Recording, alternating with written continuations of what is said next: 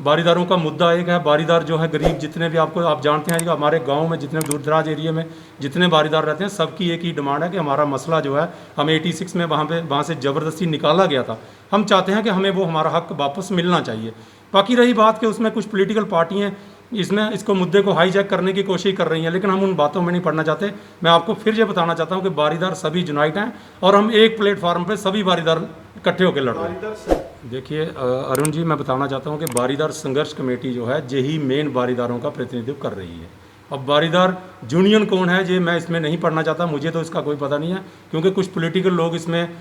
इसको हाईजैक करना चाहते हैं, तो उनके लिए मैं कुछ नहीं बोलना चाहता। लेकिन बारीदारों की जो है वो एक ही अभी बारीदार संघर्ष कमेटी जो 2014 में फॉर्म में आई थी, वही इस समय बारीदारों के गांव-गांव में जाकर घर घर में जाकर सभी बारीदारों से मिल रही है और सभी से एक होकर हम इस मुद्दे को लड़ने की।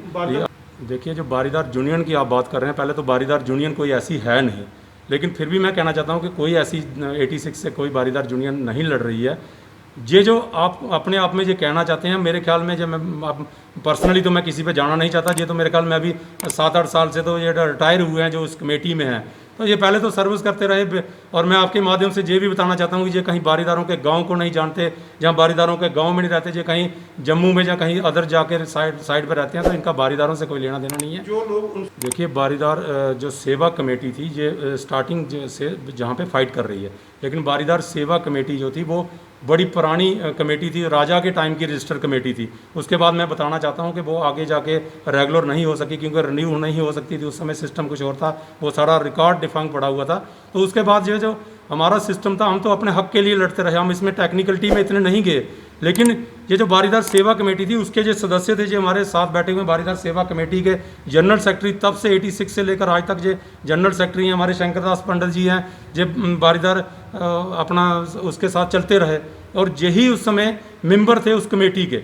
लेकिन अब क्योंकि वो रिन्यू नहीं हो सकती थी, नहीं चल सकती थी, फिर 2014 में बारीदार सेवा कमेटी की ही पार्ट जो था ये आगे जाके संघर्ष कमेटी इसको नाम दिया गया और यही पूरे बारीदार इसमें चल रहे हैं। लेकिन कुछ चंद लोग उस कमेटी को लेकर हाईजैक करके वो अपने लेवल पे सेल्फ स्टाइल वो कमेटी बना लेते हैं, तो वो कहते हैं कि हम बारीदारों का प्रतिनिधित्व कर रहे हैं। तो मैं आपके माध्यम से ये कहना चाहता हूं कि बारीदारों का प्रतिनिधित्व यही कमेटी, ये जो बारीदार सेवा कमेटी में भी यही लोग थे और बारीदार संघर्ष कमेटी में भी यही लोग हैं। बाकी कोई आउटसाइडर अगर किसी तरीके से इसको हाईजैक करना चाहता तो हम उसमें नहीं पड़ना चाहते। हमारी जो मांग है वो यही है कि हमें पूरे पुजारी बारीदारों को, जैसे देश के अन्य मंदिरों में, हमें